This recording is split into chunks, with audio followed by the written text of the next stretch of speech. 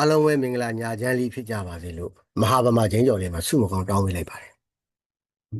အဲ့တော့ပြည်သူတွေရဲ့ရင်ဝတ်စကားတွေကိုဝင်မြပေးခဲ့တာတော်တော်လေးများခဲ့ပြီအခုတခါမန္တလေးတိုင်းစင့်ကိုင်မြို့နယ်ဘယ်လေးအုပ်စုကပါဘယ်လေးအုပ်ချုပ်ရေးမှူးနဲ့ညံကွေရွာရာအိမ်မှုညံကွေရာအိမ်မှုနဲ့ပေါင်းပြီးစစ်မှုထမ်းမှု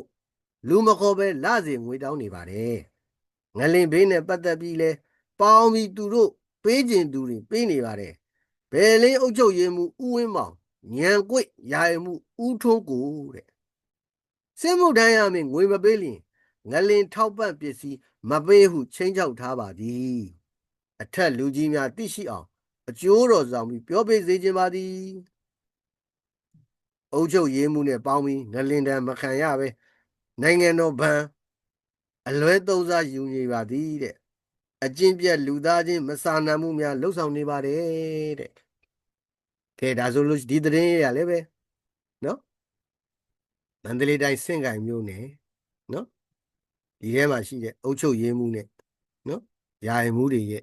ပြည်သူတွေကိုဒုက္ခပေးမှုအကြောင်းလေးကိုဝေမျှပေးလိုက်ရခြင်းဖြစ်ပါတယ်အားလုံးပဲကျေးဇူးတင်ပါတယ်